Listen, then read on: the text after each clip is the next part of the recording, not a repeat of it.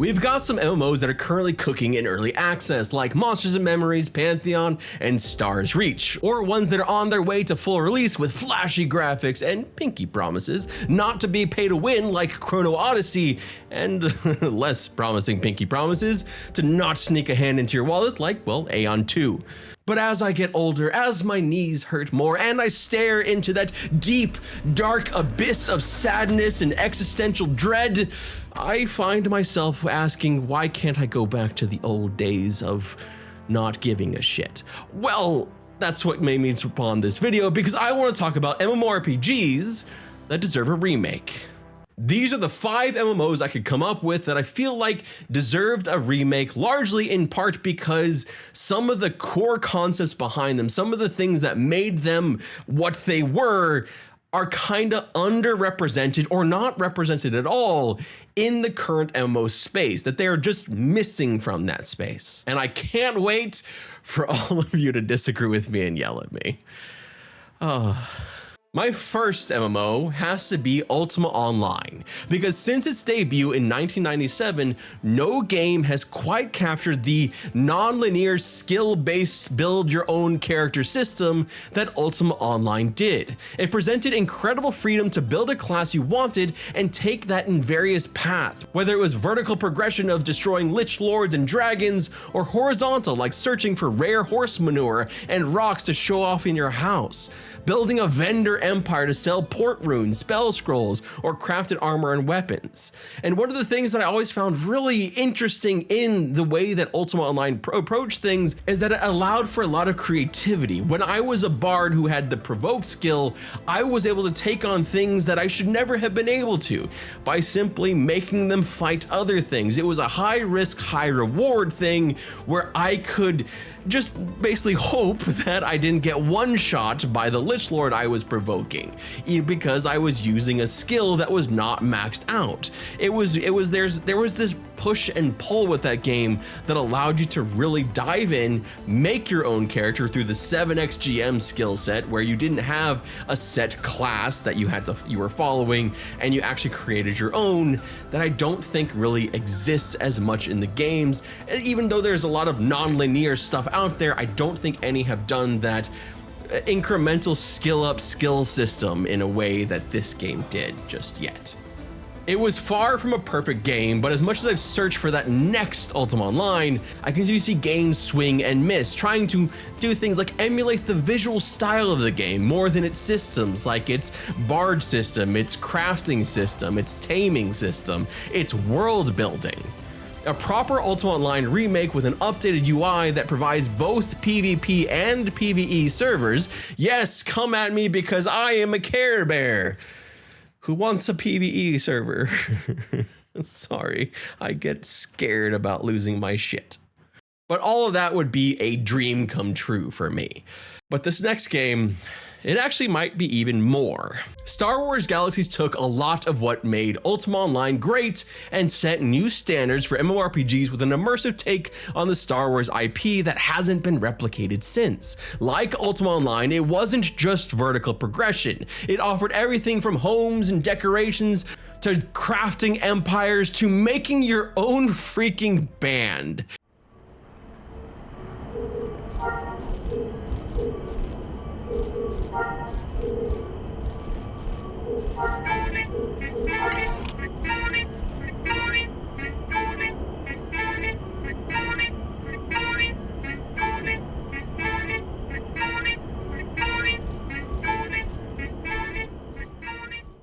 It was light on quests, but had plenty of missions to keep you engaged, as well as more open world to go and explore and battle new enemies you found with the growing set of skills as you built your own class from detailed skill trees. And yes, that's right, it's essentially kind of a classless system that didn't rely on quest hubs, so it took like the Everquest formula of going out and finding things, the Ultima Online formula, and all kind of merged it into this new thing that included playing saxophones. It found a way to blend melee and ranged in a sci-fi universe that felt authentic, and that doesn't even get into the crafting empires that sprung up on planets, digging deep into those planets' resources to make everything from armor to fancy looking clothes, instruments, add-ons for your weapons, or even crate dragon skulls for trophies to show off in your home. And yeah, just the fact that it's Star Wars infinitely made it better for me. I'm the most wistful about this one because I've been playing Dune Awakening and I just keep wishing it was the Star Wars IP instead. And that it had a bit bigger skill trees. But this next game, I knew I had to do this one. It's, I might be stretching it here by including it on this list. But did you really think that you would escape a video from me about talking about remakes without talking about, it's that one, it's that direction, Everquest?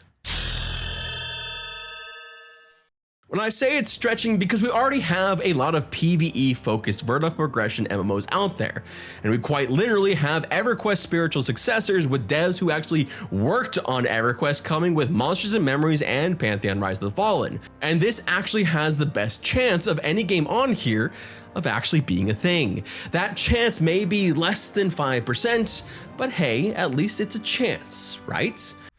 Fuck, I can't stop staring into that dark, deep... Please, just any chance to not stare into that deep, dark abyss of despair and sadness, world issues, and rent. As recently as late 2024, we had confirmation that an Everquest remake was being floated and considered, and it was actually even starting hiring.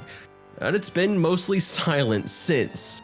An Everquest 1 remake could potentially be for players what we hoped for when Everquest 2 was originally released all the way back in 2004. An updated Everquest game that stays true to some of its tenets from when it was launched. A social-driven fantasy MMO with very deep and engaging lore, intriguing environments, and thrilling enemies. As games have shifted toward quest hub-based gameplay and less rigid class roles, the old D&D formula of going out and exploring has become less and less prevalent. If the first two games, an SWG remake and an Ultima Online remake, needed a more constructed and rewarding vertical endgame for them, I think for EverQuest, it needs more horizontal and more options on how to engage with the lore and characters beyond what it had when it launched. It was always kind of missing those things, putting you on this kind of linear treadmill, this vertical treadmill that is still a rewarding treadmill, but it's still a singular note. We have learned a lot about MMOs since the game launched in 1999, so why not take some of that and add it into the game as well? Just make the housing better. And maybe add lore when you zone into a zone for the first time. So it's something you can read if you want to. Give some exploration. Our next game is the one I had perhaps the least amount of time with, but after playing our fifth game on this list, it made me realize just how important DAOC was to the genre and how much I've missed a game like that. DAOC is known perhaps best for its realm versus realm PvP, a system that games like ESO and Guild Wars 2 tried to emulate somewhat with 3-faction PvP. Keep Sieges, one of the highlights of the game, also exists in other games, as well as the 1v1v1 faction PvP, but there's something special about DAOC that I'd love to see remade to let a new and old generation of gamers experience the thrill and its rich mingling of Arthurian, Celtic, and Norse mythologies. It is a game that I think a lot of people would love to experience all over again if the interest in potential progression servers for DAOC and private servers for DAOC mean anything. Now, the next game though is tied to the same developer, and it's a lot of times really in a bad way. Warhammer Online. Now, before you say I'm straight up cheating by having both DAOC and Warhammer Online on this list, I was gonna put Everquest 2 here, so small victories. But the reason why I put Warhammer Online here is quite simple. It was a game that could have been incredible, but was also very, very underbaked. More time to create a third faction, to create a rewarding and challenging end game that wasn't buggy as shit, well, that may very well have saved the game. It introduced a feature of a sort of soft grouping, which was later used in another MMO that might deserve its own remake, Rift, to great success. Public quests or events where you work together with others and your contributions end up in rewards. These continue to be used in other games, but I've never seen them used quite the way they were in Warhammer Online, where the public quests were static locations going through several stages, and they had no limits, just everybody could come in and join, and they tried to be dynamic around that, going up and down in difficulty. A remake could really enhance this concept and make the public quests even more dynamic. In the same vein, it had fantastic PvP, both in battleground scenarios and in RVR lakes with keep sieges. Some of my favorite memories of the game are those PvP battlegrounds and a siege, besieging a keep or defending one, and doing so in a way where it wasn't just like people standing side by as far apart and just throwing as many AoEs as they possibly could, as many range spells as they possibly could before actually finally engaging, because there were ways to counter it that were built into how the game worked, like, you know, a chosen which was able to stop some of that damage coming from those AoE spells and some of those, you know, range spells, stuff like that. It wasn't perfect, obviously. Game got canceled after all, but it was the start of something. A remake with more balance and better mirrored classes across factions, as well as all those other fixes I was talking about, as well as a third faction, might be able to capitalize on the growing popularity of Warhammer and let Warhammer Online truly be what it should have been. Now, this list was pretty damn hard to make. I had to take some games off of it. The last like 4th and 5th slot, I kept going back and forth on over and over and over again. And the thing is, with remakes like this, you're going to have a portion of each one of these games' player base that want to preserve that nostalgic memory of the game, and they don't want a remake at all, or they don't want anything that would impact the currently live versions of those games, because some of these are still around. But games like Dungeons and Dragons Online, Everquest 2, which has its own, you know, whole issue with the fact that it's a quest hub MMO in a lot of ways, and there was already a lot of quest hub MMOs, kind of bumped that from this list. Or Lord of the Rings Online, which is kind of staring down its own new army from Mordor, which is probably just a bunch of shit ton of microtransactions coming from AGS. But still, there's a potential remake coming in that way. Or even a game like Shadowbane, a hardcore PvP game, which is the game that I routinely think of as the game where I was the biggest dick because I was an assassin who would just assassinate people when they sat down from the shadows and steal their stuff. But that game, well, there's already Ash the Creation being in the maid, so there's games that are working towards that in a lot of ways. So, or Mortal Online 2 as well. But honestly, the funniest one is probably Everquest 2, because the thing that it always did better than its competitor, World of Warcraft, is, well, World of Warcraft is adding it now, finally. They're adding housing. So Everquest 2 is kind of getting a pseudo remake anyway, I guess. But what game do you think should have been a remake?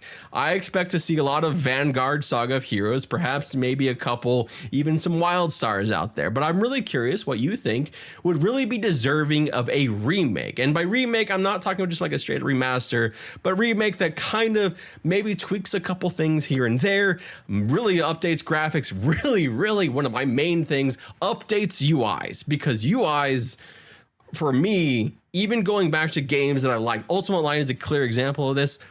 It's a struggle. I'm not gonna lie.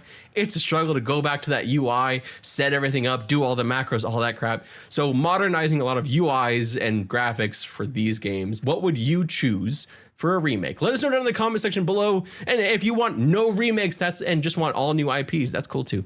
Just let us know. Just don't be an asshole. That's all. Thank you so much for watching. My name is Edward Flynn, and I hope you have a wonderful rest of your day.